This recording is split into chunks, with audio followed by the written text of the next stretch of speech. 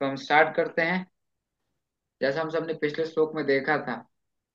क्या पिछले श्लोक में देखा था? मैं एक बार पिछले श्लोक की तरफ जाके एक बार आपको अनुवाद पढ़ के सुनाता हूँ। फिर हम इस यहाँ से कंटिन्यू करेंगे।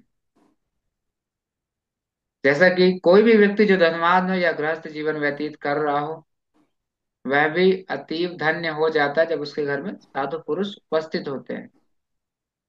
गृह स्वामी तथा सेवक जो सामान्य अतिथियों को जल, आसन तथा स्वागत सामग्री प्रदान करने में लगे रहते, वे धन्य हो जाते हैं और वह घर भी धन्य हो जाता है। क्योंकि साधु पुरुषों का जीवन है भगवान की सेवा के लिए, भगवत नाम के प्रचार के लिए, है ना। इसीलिए वे भ्रमण करते रहते हैं, जो भगवान के भक्त होते हैं। स्पेशली सन्यास, सन्यासी एक जगह पे कभी नहीं रहते, है ना। उनका सेवा है अलग अलग जगह पे जाकर ट्रैवल करना और प्रचार करना, ताकि वो लोगों को भगवत ज्ञान के बारे में परिचित करा सके और उन्हें इस संघर्ष भरे जीवन और मानव उद्देश्य के प्रति उन्हें जागरूक कर सके। इसीलिए वे हर तरह के कष्ट को सहते हैं प्रचार कार्य को सफल बनाने के लिए। हाँ, स्पेशली इसलिए वो अलग अलग घरों में जाते हैं। आप सबने शायद देखा भी होगा। अभी तो ऐसा देखने को नहीं मिलता, फिर भी कुछ गांव में देखने को मिलता है, रिमोट एरियाज में। यहाँ पे कुछ साधु वगैरह आते हैं, कुछ भिक्षा लेते हैं। राइट। सो दैट इज वैदिक सिस्टम, है ना। इसके पहले तो साधु संत आते थे, बैठते थे, कुछ कथा प्रवचन करते थे घरों पे।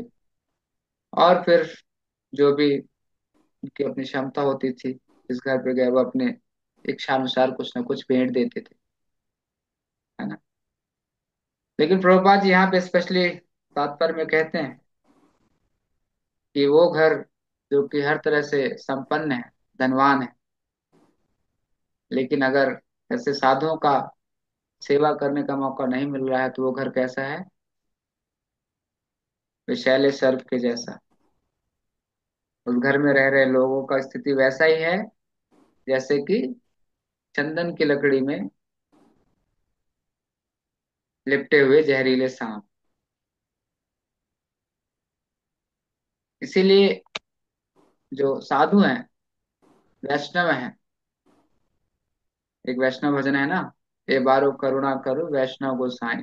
कितना महान इनका ग्लोरीज है, वो शायद हमें नहीं पता। हमें मतलब आज का जो समाज है, जो सिस्टम है, उस पे कहाँ वैल्यू है, कहाँ रिस्पेक्ट है धोती कुर्ता की, कहाँ करते हैं। स्पेशली मुंबई जैसे शहरों में इतनी सोसाइटीज हैं, कितने लोग हैं, but no one is allowed to enter in the society. बहुत सारे परमिशंस लेने पड़ते हैं, उसके लिए बहुत कुछ ताम झाम भी देखना पड़ता है। यस। तो ये सिचुएशन है।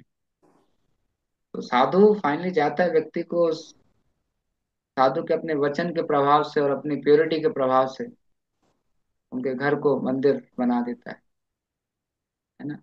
और जो भौतिक आसक्ति, जो परिवार की आसक्ति में लोग इतने ज्यादा डूबे हुए हैं, से वहां से बाहर निकालता है, ताकि वो भी अपने जीवन को सफल बना सके, भगवत भक्ति में आगे बढ़े।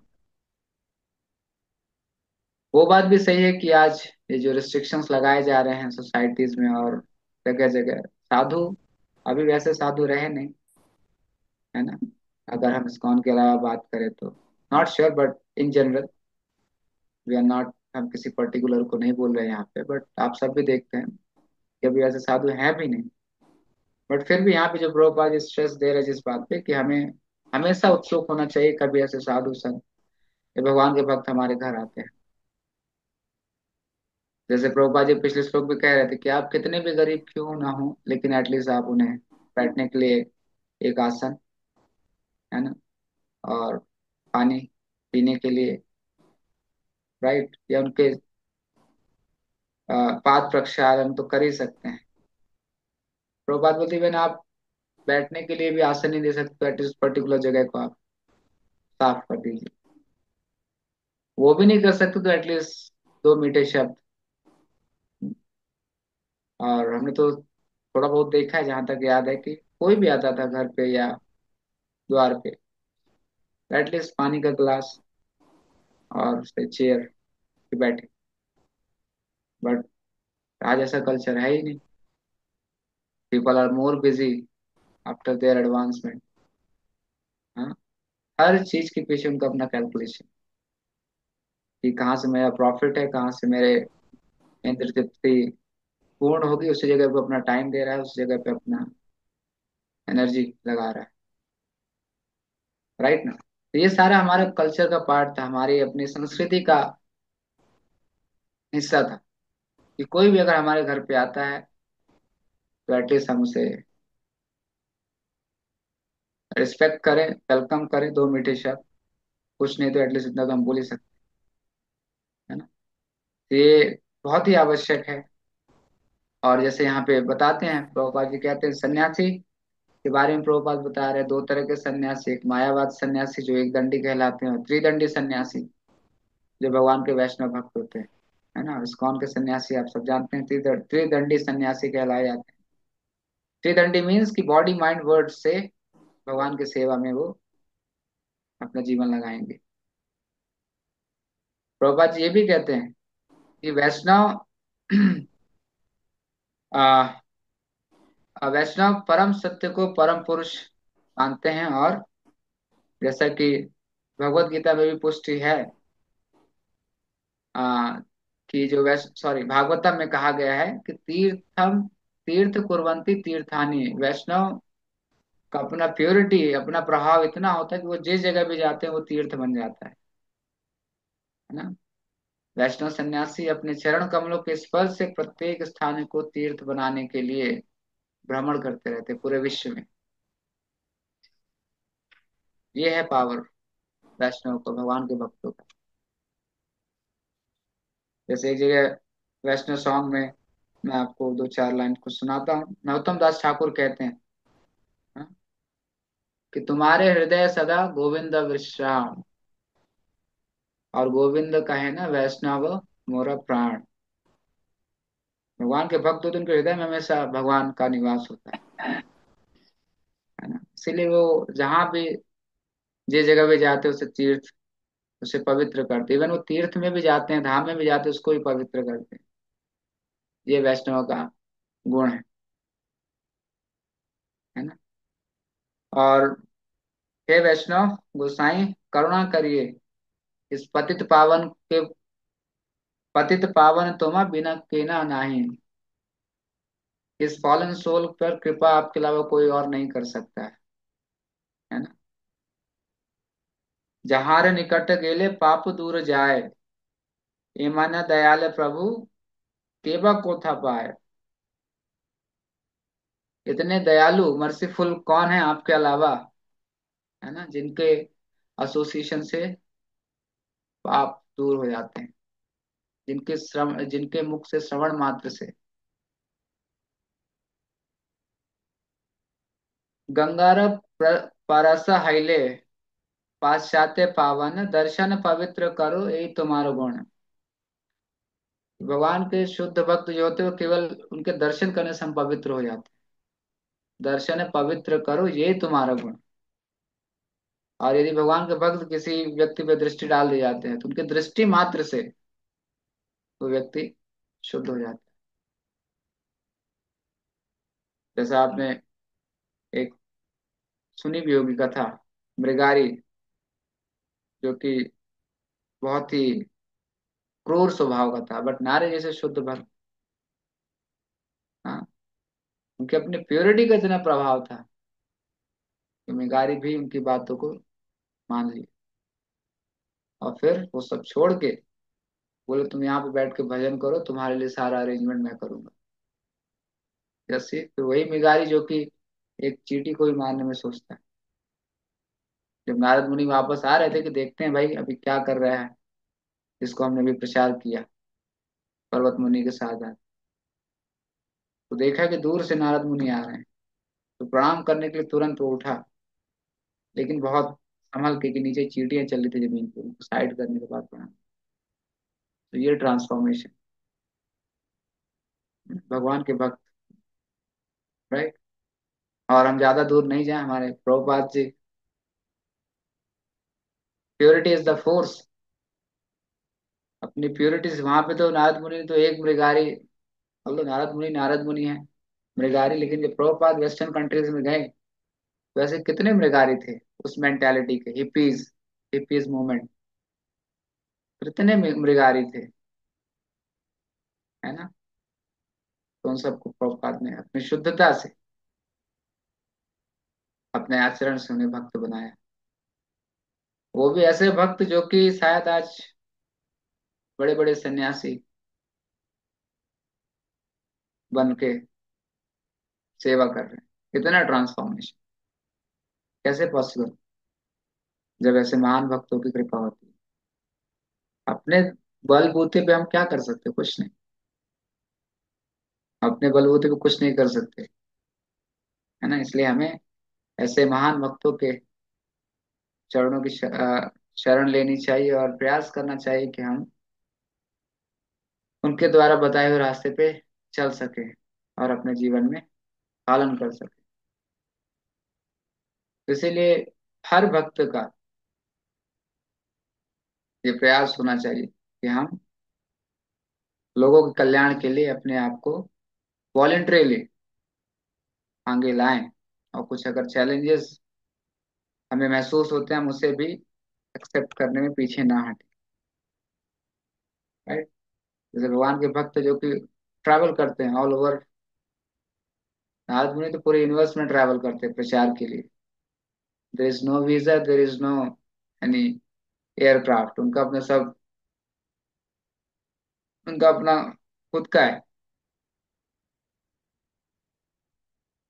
आगे यहाँ पे लिखते हैं, वैष्णव सन्यासी अपने चरण कमलों के स्पर्श से प्रत्येक स्थान को तीर्थ बनाने के लिए विश्व भर का भ्रमण करते हैं। जिस घर में वैष्णव जिस घर में वैष्णव का स्वागत नहीं होता, उसे विषधरों का आवाज समझना चाहिए। और जैसे कि चंदन वृक्ष अत्यंत शीतल होता है, लेकिन शीतल बनने के उद्देश्य से वह चंदन वृक्ष सांपों से घिरा हुआ होता है ना। इसी प्रकार ऐसे बहुत से धनवान लोग हैं जो कि अपने घर के बाहर क्या लिखते हैं, नो एंट्री, है ना। और बी अवेयर ऑफ डॉग्स, और भी अलग अलग बातें लिखते हैं। प्रवेश वर्जित है, राहगीरों का प्रवेश निषिद्ध है, कुत्तों से सावधान। No one is allowed. Right. Even आपने शायद पहले भी देखा होगा, सुना भी होगा कई कथाओं में, कि पहले जो सिस्टम होता था, इवन राजा से भी मिलना हो किसी को तो वो जाके मिल सकता था। राजा के अपने कैंपस के बाहर एक बेल होती थी, बहुत बड़ी। इन केस ऑफ इमरजेंसी, अगर उसे राजा को अप्रोच करना, तो जाके वो घंटी बजाता था। फिर राजा किसी को भेजते थे, भाई क्या हुआ, जाके मिलो पूछो। राइट। ये सिस्टम था, कल्चर था। देर is know something like privacy और की नो। वहां पे राजा भी इसी मूड पे होता था, because they also following the system of Vedic system, and their himself practice. इसलिए हर किसी का भाव होता था कि अगर मैं कुछ किसी के लिए कर सकता हूँ हेल्प, तो करते थे। और आज भाव कैसा हो गया है, मैं और मेरा, इसके आगे कुछ समझ में ही नहीं आता। तो ये सब किसके प्रतीक है, आसुरी भाव, आसुरी भाव। हिरण्यकश्यपु, हम्म, मैं और मेरा, भोक्ता भाव। उसी के उद्देश्य से उसने कितना कुछ नहीं किया, तपस्या की कि मैं बलशाली बन जाऊं, हर जगह मेरा राज्य हो, साम्राज्य हो, लोग मेरी ही पूजा करें। इतनी तपस्या। प्रहलाद महाराज, केवल भगवान की सेवा में। और रिजल्ट देखिए, हिरण्यकशिपु सब खो गया, खो बैठा। तो ये जो आसुरी प्रवृत्ति है, जैसे इसीलिए बिकॉज किसी तरह के प्रचार कार्य, because they are under deep dark ignorance passion. रजोगुण तमोगुण का प्रभाव इतना है कि वो खुद नहीं समझ पा रहे हैं कि वो कहाँ जा रहे हैं, क्या कर रहे हैं। हाँ? प्रभुपाद यहाँ भी लिखते हैं तात्पर्य में कि इवन कुछ ऐसे अनाधिकार प्रवेश करने वाले लोगों को गोली मार दी जाती है और उस पर कोई एक्शन भी नहीं है, कोई उसमें गवर्नमेंट एक्शन नहीं लेती, ऐसा कोई नियम ही नहीं है यहाँ तक। तो ऐसे गृहस्थों की स्थिति विषैले सर्पों का के जैसे है। ऐसे परिवार के सदस्य सर्पों से तनिक भी अच्छे नहीं है। क्या है, पंडित कहते हैं दो तरह के लोग हैं जो कि ईर्ष्यालु, दो तरह के ईर्ष्यालु जीव होते हैं। पहला है कि सर्प, दूसरा है human.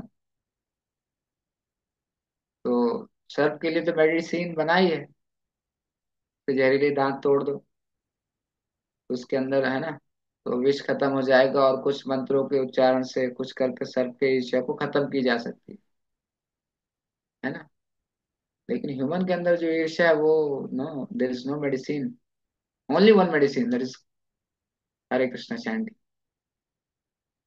Otherwise, there is no medicine. And it will take time, gradually, it will take time. So, that is more dangerous than sir. तो इसलिए जैसा हम सब देख पा रहे हैं कि जो भगवान के भक्त हैं, हर कोई अपने अपने लेवल पे सन्यासी होते हैं कि जो कि their whole life dedicated for preaching, their whole life अलग अलग स्पॉट पे जाके प्रचार कर रहे हैं। कितना चैलेंजिंग होता है, सोचिए आप। जगह नहीं है, लोग नहीं है, रहने का पता नहीं, और आगे और भी चीजें, but they have full faith and Krishna, भगवान पे, क्योंकि वो उन्हीं के प्रचार कार्य के लिए निकले, राइट।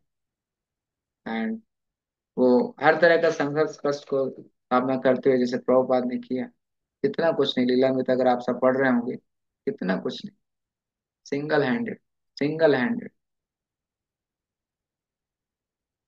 जब हम ऐसा कुछ करेंगे तब तो भगवान की कृपा मिलेगी। हम्म? प्रहलाद महाराज देखिए, कितनी विपरीत परिस्थितियों के बाद भी, कितनी विपरीत परिस्थितियों के बाद भी भजन नहीं छोड़ा और प्रचार करना नहीं छोड़ा। जब भी टाइम मिलता था, क्लासेस के बीच में या रिसेस लंच आवर में प्रचार करते थे। तब तो जाके आज इतना उनका महिमा है, उनका कीर्ति है, ग्लोरीज है। तो एटलीस्ट हम सब भी अपने स्थान पे रहते हुए यथासंभव जितना हो सकता है प्रयास करना चाहिए, प्रयास करना चाहिए। आप सबको पता है भगवान कहते हैं कि जो इस भगवत भक्ति का प्रचार करता मुझे अत्यधिक प्रिय है। तो क्या मतलब, भगवान अपना प्रचार करवाना चाहते हैं?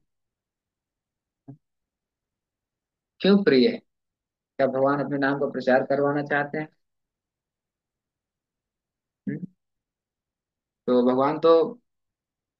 भगवान के पास तो ऐसे अनेकों सेवा करने वाले हैं, हमारी क्या जरूरत है? लेकिन यदि हम भगवान का नाम लेते हैं, भगवान की सेवा में जुड़ते हैं, तो इससे हमारा भला है, इससे हमारा भला है। इसीलिए जो भी भगवान के प्रचार कार्य को बढ़ाता है, लोगों को भगवान से जोड़ता है, भगवान को प्रिय इसलिए क्योंकि वो जीव बहुत जल्द इस भक्ति मार्ग के रास्ते से वापस भगवत धाम को लौट सकता है ना। और यदि हम प्रचार नहीं करते तो हम एक तरह से हिंसा कर रहे हैं लोगों के साथ। गोपाल जी ये लिखते हैं भगवत गीता के 23 अध्याय के तात्पर्य में, प्रचार ना करना भी लोगों से हिंसा करना जैसे है। आप लोगों के प्रति जो दया है वो आपकी आएगी जब आप प्रचार करते हैं, तो आपको लोगों के प्रति एक दया भाव आएगा। बिकॉज अगर हम डिवोटिस के अलावा एक जनरल भी बात करें तो they are all under great influence of lust, anger, greed, envy. इसी में ही पूरा उनका जीवन चला जा रहा है। Right, even they don't know also. इसीलिए तो देखिए, इतने सारे अटेम्प्ट्स, इतने प्रयास करने के बाद भी अल्टीमेटली उनके हाथ में क्या है? Dissatisfaction, frustration, stress, depression. They are independent और फुल फ्रीडम, जो चाहे वो करें, कर भी रहे, बट हाथ में क्या आ रहा है? Dissatisfaction, stress, depression. So that means whatever they are doing is not right. They need direction, they need guidance. इसलिए हम सबको अपना प्रयास, और हम सब कोशिश करें कि हम सब ऐसे लोगों से, ऐसे लोगों को जोड़े हम। हर कोई तो नहीं जुड़ सकेगा, बट फिर भी जब भी किसी से भक्त से, किसी सामान्य व्यक्ति से मिलते हैं, उसे हम प्रसाद दें।